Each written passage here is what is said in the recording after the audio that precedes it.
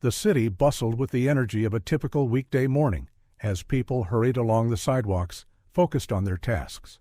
Among them walked Malcolm Thomas, a black lawyer whose presence alone commanded respect. Standing tall at 6 feet, Malcolm's posture was straight, his steps purposeful, and his gaze forward with a sense of unwavering determination. His dark suit, expertly tailored to fit his athletic frame, exuded professionalism, while the polished black shoes reflected the sunlight as they clicked against the pavement. His well-groomed appearance, paired with the subtle yet confident air about him, made it clear that Malcolm was no ordinary individual. Malcolm was a name known not just in his profession, but also in his community. He had spent years earning his place as one of the top defense attorneys in the city. His rise had been meteoric, thanks to his unrelenting work ethic and his commitment to justice. But it wasn't just his skills in the courtroom that had earned him respect. It was his integrity, his willingness to take on the toughest cases, and his determination to fight for the underdog. Over the years, he had become a symbol of success and hope for many, especially for young black professionals aspiring to break through societal barriers. Today, Malcolm was walking towards the Central Justice Courthouse, where he was scheduled to represent a major client in a high-profile case. The case was one that had made waves in the media, a complex legal battle that involved a corporation accused of widespread negligence. It was the kind of case that could elevate his career to new heights, one that had already attracted attention from various circles. Malcolm had spent sleepless nights preparing for this day, reviewing documents, meeting with witnesses, and strategizing every move. It was his moment to shine. As he walked, his mind raced through the details of the case. He reviewed his arguments in his head, mentally rehearsing his opening statement. The pressure was high, but he thrived under it. Malcolm had been in these situations before, but this one felt different. He had always known that his hard work would eventually pay off, but this case felt like it could cement his legacy. He knew the importance of this day, not just for his career, but also for the community he represented. Every step he took felt like a step toward not only securing justice for his client, but also proving that someone like him, a black man, could rise to the top in a world that often tried to hold him down. But even in the midst of his excitement and focus, Malcolm couldn't shake the feeling that something was amiss. It wasn't uncommon for him to feel the weight of the world on his shoulders, but today there was an eerie sense of unease, as if something was waiting to disrupt his plans. He brushed it off, telling himself it was just the nerves of the big day ahead. After all, he had been through tougher challenges, both in his career and in life. Today was going to be no different. With every step, he got closer to the courthouse, unaware that his life and his faith in the justice system was about to be tested in a way he had never imagined. Malcolm had only a few blocks left before reaching the courthouse, but as he walked down the busy street, a sudden voice broke his focused stride. "Hey, you there! Stop!" Malcolm turned toward the source of the voice, squinting slightly against the harsh sunlight. A police officer standing on the sidewalk was motioning for him to stop. The officer's uniform was crisp, but his posture was aggressive. The officer's eyes locked with Malcolm's as he slowly approached, the tension in the air thickening with each step. The officer was in his mid-30s, broad-shouldered, with a buzz cut and a scowl that seemed permanently etched on his face. His uniform was worn in the way of someone who had been on the job for years, and his dark sunglasses only added to the intimidating aura he projected. This cop wasn't interested in engaging with the people around him. He was only interested in asserting control. "Can I help you, officer?" Malcolm asked, his voice steady, though he felt a flicker of unease rising in his chest. He had been stopped by cops before, but this time there was something about the officer's presence that felt off. The cop looked him up and down, eyes narrowing slightly as if assessing Malcolm's worth. Then he spoke in a condescending tone. "I don't know. Maybe you can tell me what you're doing around here," looking all suspicious. Malcolm's brow furrowed. Suspicious? He had been walking down the street like any other person, heading to an important meeting. He was in a professional suit, his briefcase in hand, the last thing anyone would consider suspicious. "I'm just on my way to work," Malcolm replied, keeping his voice calm, though a slight edge of confusion crept in. "I'm a lawyer. I have an important case I need to attend to." The cop smirked. "A lawyer, huh?" He glanced at Malcolm's attire, shaking his head. "Yeah, right. You sure don't look like one." The remark hit Malcolm harder than he expected. He was used to certain biases, of course, but hearing them from someone who held power in the community was always a bitter reminder of how deeply those prejudices ran. "I assure you, I'm telling the truth," Malcolm said, his voice unwavering. "I'm not a threat. I'm just trying to get to my office." The cop stepped closer, his eyes cold and calculating. No, I think I've seen you before. You're one of those street hustlers trying to act all fancy. Come on, don't play dumb with me." Malcolm stood still, his fists clenching slightly at his sides. He had been in tough situations before, had dealt with racial profiling and prejudice in the past, but something about this cop's words and tone made his stomach turn. This wasn't just about a misunderstanding. This was about a person who had already decided what kind of person he was, simply based on his skin color. "Look, I haven't done anything wrong," Malcolm said, trying to reason. "I'm just heading to work. If there's nothing else, I'd appreciate it if you'd let me go." The cop's expression remained unchanged, but there was a flash of something dark in his eyes. "You think I'm just going to let you go because you say so? Nah, not today." Malcolm's confusion deepened as he took a step back. "Why are you stopping me then? I'm not committing any crime. Why don't you check with your dispatcher or look at my ID? I'm not the person you think I am." The cop's lips curled into a grin that seemed to only grow more sinister. "ID? Yeah, I bet you've got one, but I don't like the way you're talking to me. I'm going to need to search you. You look like you're up to no good." "Search me?" Malcolm repeated, his voice rising now, frustration creeping into his tone. "For what? This is harassment." The cop took another step toward him, and that's when Malcolm realized the situation was escalating faster than he could keep up. He tried to stay calm, hoping the officer would see reason, but the cop was clearly enjoying the power dynamic, growing more hostile by the second. "You think I'm going to let you talk to me like that?" the officer snapped, his voice sharp and commanding. "You'll earn your place in a second, buddy." Before Malcolm could react, the cop reached for his handcuffs and moved toward him. "Put your hands behind your back. You're under arrest." Malcolm's heart raced as he realized what was happening. This wasn't a simple misunderstanding. The officer had already decided he was guilty, and now there was nothing he could do to stop what was coming. "What are you arresting me for?" Malcolm asked, his voice shaking with a mix of frustration and confusion. "I haven't done anything wrong." "Yeah, you have," the cop spat, handcuffing him roughly. "You're resisting, not listening to authority. That's enough for me." The cold metal of the cuffs bit into Malcolm's wrists, and he winced at the pressure. He had tried to stay calm, to reason with the officer, but nothing was working. He couldn't understand it. He had done everything right. He was a respected professional, yet here he was, being treated like a criminal for no reason other than the color of his skin. As the cop pushed him forward, the weight of the situation finally hit Malcolm. He felt his stomach turn, a mixture of anger and disbelief building inside him. This wasn't just about one bad officer. This was a system that allowed this to happen time and time again. And today it was happening to him. Malcolm's mind raced as he was led toward the police car. He couldn't believe what was happening. How had his day, his career, come to this? What would people think when they heard the news? Would anyone care?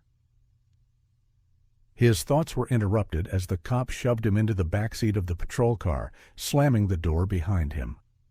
Alone in the back of the car, handcuffed and powerless, Malcolm struggled to contain the flood of emotions threatening to spill over. How had he gotten here? How could this officer, someone meant to serve and protect, treat him like this? He had worked so hard to reach this point, to prove that he belonged, and now, here he was, facing something he couldn't control, all because of his skin color. As the cop drove the patrol car through the city streets, Malcolm sat in the back, his hands still tightly handcuffed. The hum of the engine was the only sound that filled the space between him and the officer up front, who hadn't said a word since the arrest. Malcolm stared out the window, his mind in turmoil. The city he had worked so hard to succeed in, the city he had fought to be respected in, now felt foreign to him. He had always seen himself as someone who was above the stereotypes, someone who had defied the odds, but now, in this moment, he felt powerless. Everything he had worked for, everything he had achieved, it all seemed meaningless. The success he had earned through years of sweat and sacrifice was suddenly reduced to nothing. He was no longer Malcolm Thomas, the well-respected lawyer.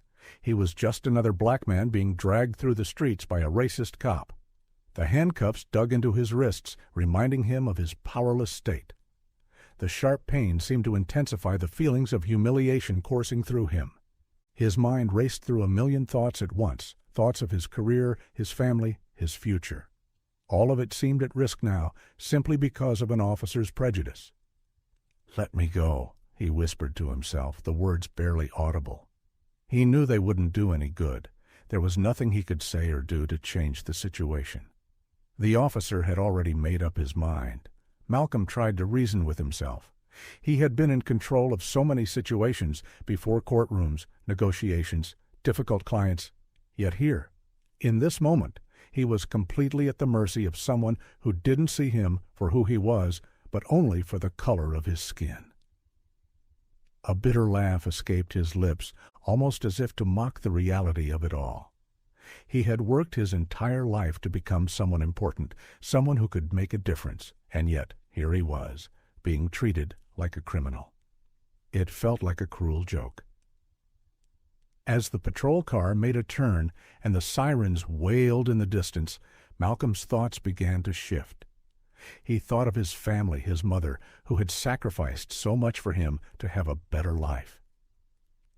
His father, who had worked tirelessly to provide for the family.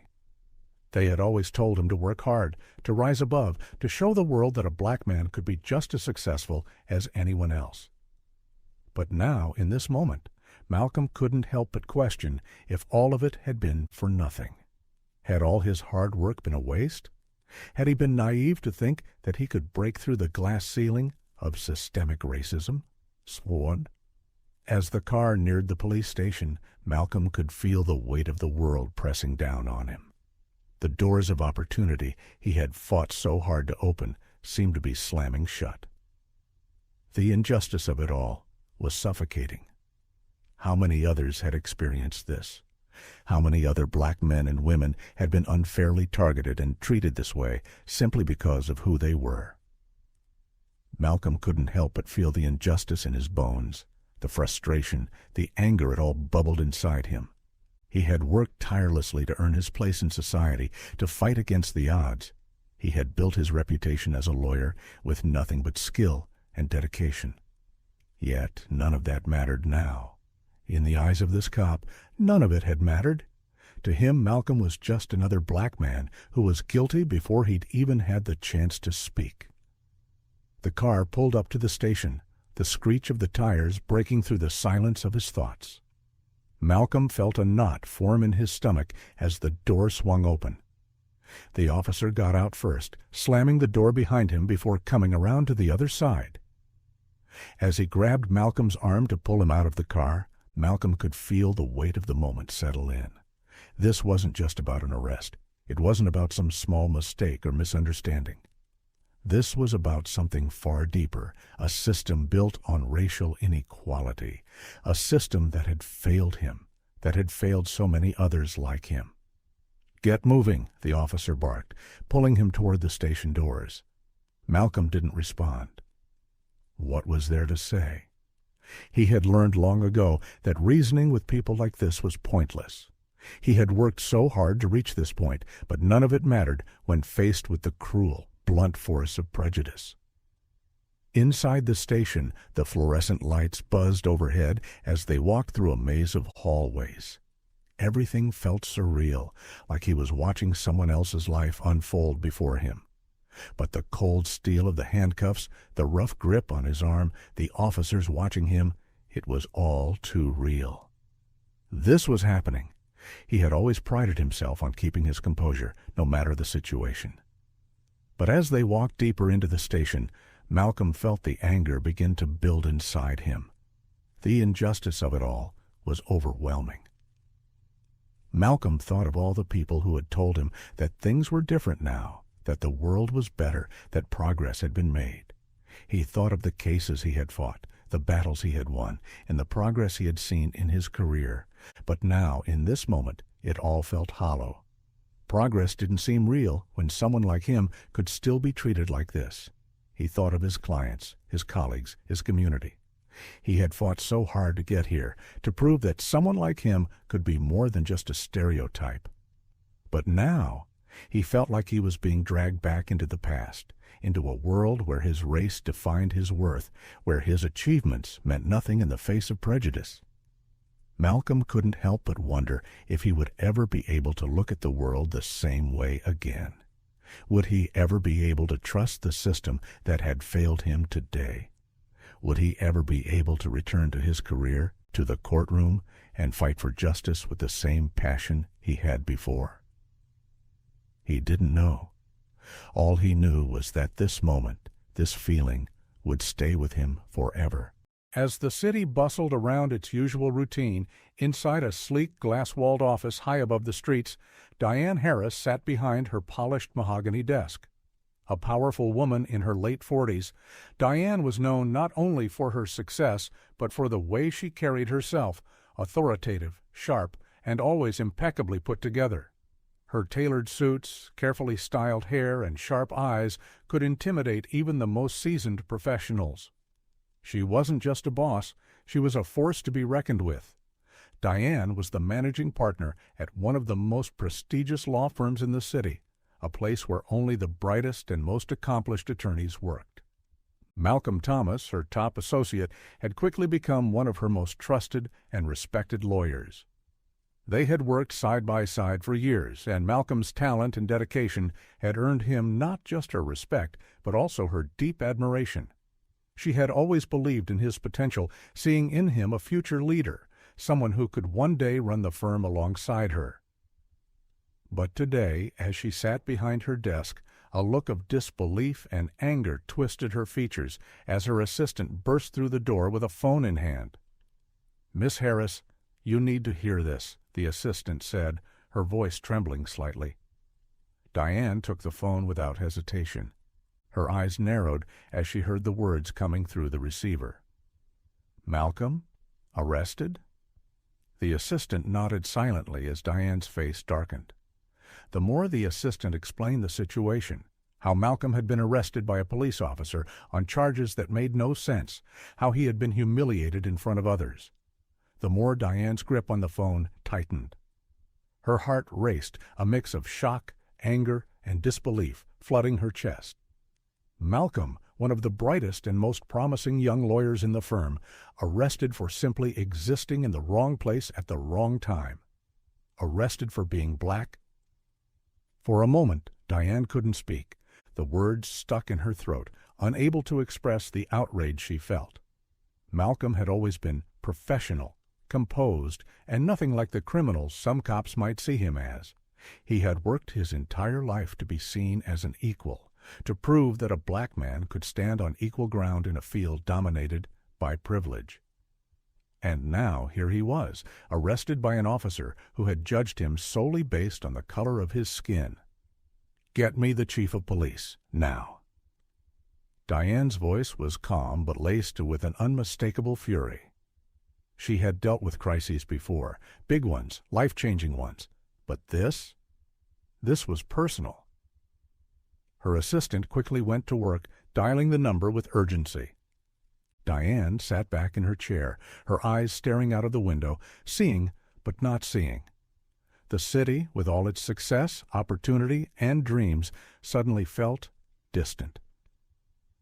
The injustice Malcolm faced wasn't an isolated incident. It was a daily reality for people like him. People who had worked harder than most, only to be reduced to nothing by the color of their skin. It didn't take long for the phone call to connect.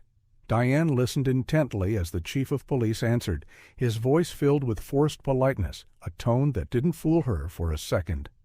"Diane, what can I do for you today?" he asked, though his voice sounded tense. He knew why she was calling. "Don't act like you don't know," Diane responded coldly, her voice carrying an edge. "One of your officers has just arrested my associate, Malcolm Thomas, for no reason other than the color of his skin. I want him released immediately." There was a long pause on the other end of the line. Diane could hear the chief's hesitation, his words carefully chosen. "Diane, I assure you, there's more to this than—" "There's nothing more to this, Chief," Diane interrupted, her voice rising. "It's racism, plain and simple. You know it, and I know it. I've worked too hard to build my reputation, and I'll be damned if I let this go unnoticed. I'll take this to the media, to anyone who will listen. You don't want that kind of attention. Do you understand?" The chief's silence spoke volumes. It was clear that Diane had struck a nerve. She wasn't going to back down. "This is unacceptable," Diane continued, her voice steady but filled with righteous fury. "If you want to protect your officers, you'd better start with holding them accountable. Malcolm Thomas deserves to be treated with respect, not as some criminal because of his skin color. You need to make this right." Another long pause followed, and then the chief finally spoke, his tone reluctantly agreeing. "I'll make sure he's released immediately, but we'll need to go through the proper channels. This is being handled." Diane wasn't satisfied with the answer, but she could hear the faint crack of fear in the chief's voice. He knew this wasn't going to go away quietly. The ramifications of Malcolm's arrest would echo through the city, and Diane wasn't going to let him be just another statistic in the long history of racial injustice. She would make sure that the cops' actions were investigated, that the world knew what had happened. "Good. And I expect a full investigation into this officer's actions. If you don't take this seriously, I will make sure the public does," Diane warned, before hanging up the phone with finality. Diane turned away from the window, her mind already racing with the next steps. She knew that this wasn't just about Malcolm's freedom anymore. This was about something far bigger. This was about standing up against the system that allowed such behavior to exist unchecked. This was about showing everyone, whether they were in positions of power or those fighting to rise up, that racism would no longer be tolerated. As she sat down again, her eyes cold with determination, Diane reached for her phone. She had work to do. She wasn't going to let this moment fade. Malcolm had fought for his place, and she would make sure he wouldn't be silenced. The fight had just begun. The days that followed Malcolm's arrest were filled with a whirlwind of legal maneuvers, high-powered phone calls, and tense moments. It hadn't taken long for Diane Harris's influence to make an impact. Within hours of her confrontation with the chief of police, the wheels of change began turning. The oppressive silence surrounding Malcolm's arrest slowly lifted, replaced by a surge of public scrutiny. By the time the sun rose the next day, the charges against Malcolm were officially dropped. The cop who had arrested him, without reason or justification, was forced to release him without delay. The sound of Malcolm's handcuffs clicking open echoed through his mind, but it wasn't the feeling of physical release that lingered. It was the emotional burden that continued to weigh him down. Stepping out of the holding cell, he was greeted by a team of lawyers from his firm and a concerned Diane Harris, her gaze fixed on him with both determination and compassion. "You're free," she said simply, her voice a mixture of relief and quiet anger. Malcolm nodded, but his mind was elsewhere. While the chains on his wrists were gone, the chains of the unjust system still felt tightly wound around his chest. "Thank you," he said, his voice hoarse. Diane's intervention had made all the difference, but the emotional toll of the incident wasn't something that would fade overnight. It had shaken him to his core, but he also knew that he wasn't alone in this fight anymore. The repercussions for the cops' actions didn't end with Malcolm's release. Diane Harris had made it clear that she wouldn't let the officer's racism slide under the rug, and she wasn't the type of person to allow injustice to be swept away quietly. Soon, news broke of the investigation into the police officer's behavior. The officer was placed under suspension pending the results of the inquiry, with the department's internal affairs team tasked with examining his past conduct. Malcolm's case wasn't an isolated incident. In fact, the officer's long history of racial profiling began to surface, revealing a pattern of behavior that could no longer be ignored. As the investigation unfolded, more and more witnesses came forward, testifying about their own experiences with the officer's bias. Videos, recordings, and even statements from concerned citizens painted a clear picture of a police officer who was unfit to serve the public. Within weeks, the cop was officially fired from the force. Diane had made sure that not only would justice be served for Malcolm, but that the cop's actions would have consequences. The officer's career was over, but that wasn't enough. It wasn't just about one bad cop. It was about a broken system that needed to change. Diane knew this was only the beginning of a much larger fight. As Malcolm sat in his office the day after his release, a sense of weariness settled over him. The legal battles, the emotional exhaustion, and the intense public spotlight had all taken their toll. Yet he felt a small spark of relief as he looked across his desk at Diane Harris, his boss. "You didn't have to do that," Malcolm said quietly, his eyes meeting hers. Diane gave him a soft, understanding smile. "Yes, I did. You didn't deserve any of this." But even as the situation seemed to settle, Malcolm couldn't shake the deep sense of injustice that still gnawed at him. He had been released, but that didn't mean everything was okay. It didn't change the fact that this had happened in the first place. It didn't change the fact that countless others had been through this same experience, without anyone powerful enough to fight for them. He was grateful for Diane's support, but it still didn't feel like enough. This wasn't just about his personal experience. It was about something much bigger.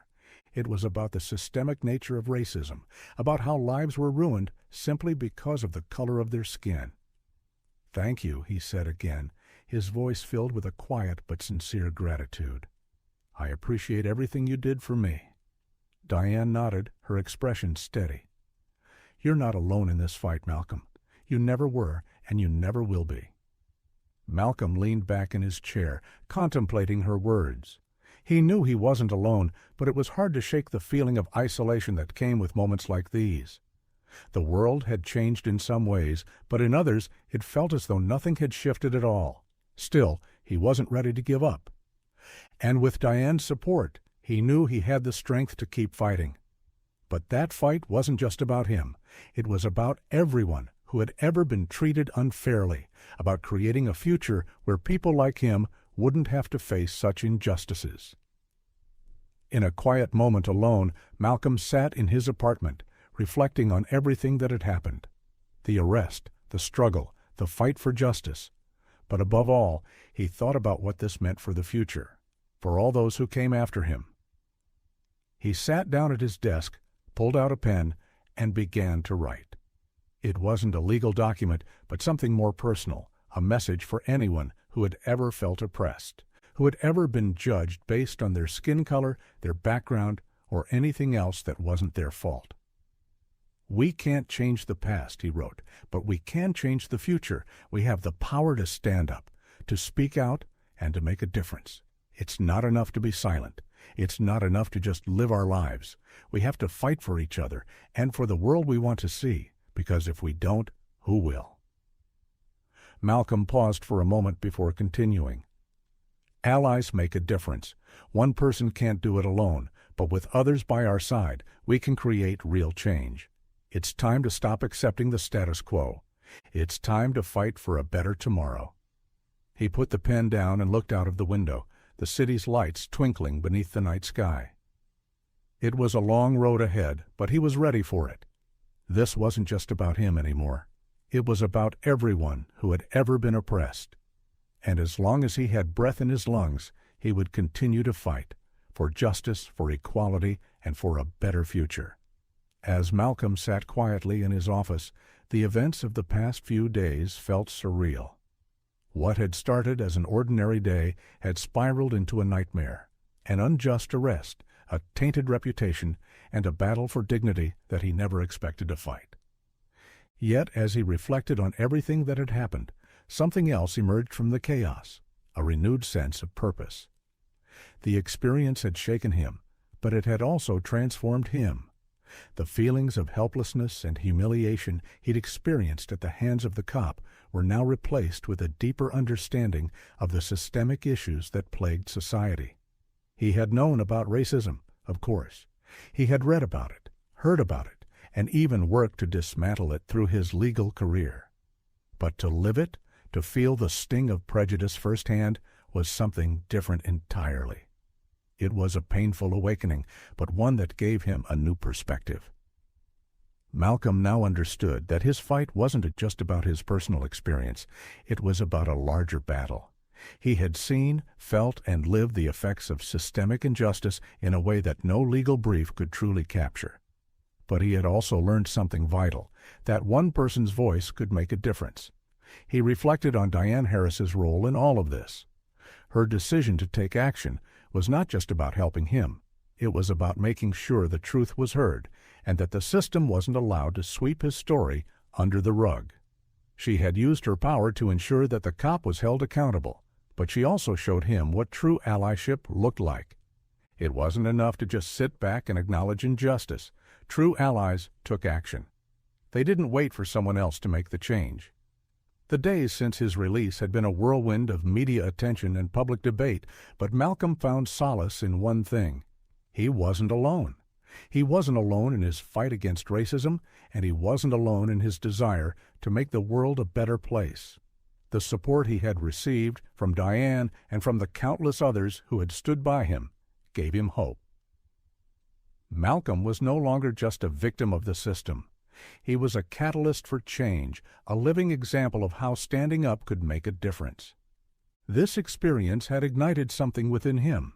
It had reignited his passion for fighting injustice and empowered him to keep pushing forward. "I will keep fighting," he whispered to himself, his voice steady, though filled with determination. "I will keep fighting for justice. I will keep fighting for those who can't fight for themselves, because we can't stop now. We won't stop until the system changes." He knew the road ahead would be difficult. Change never came easily, and it certainly didn't happen overnight. But with the support of people like Diane and with his own inner strength, Malcolm felt ready to take on whatever came next. He knew that every small victory mattered, and every fight for justice was worth it. As Malcolm walked out of his office that evening, the city skyline stretched out before him, full of potential, full of hope. The night was calm, but he knew that beneath the surface a battle was always raging. The fight against racism, against injustice, was one that would take many forms and many voices, but it was a fight worth having. He paused for a moment, taking in the view. In that stillness, one thought echoed in his mind. What will I do to make this world better? It was a question that didn't have an easy answer, but it was one that everyone had to ask themselves. The fight against racism wasn't just for the Malcolms of the world. It was for everyone who had ever been unfairly judged, discriminated against, or silenced. It was a collective effort, a shared responsibility. And it was something that required action, not just words. Malcolm knew this was just the beginning. He wasn't done, and neither was the fight. But as long as there were people willing to stand up, to speak out, to be allies, there was hope. There was always hope.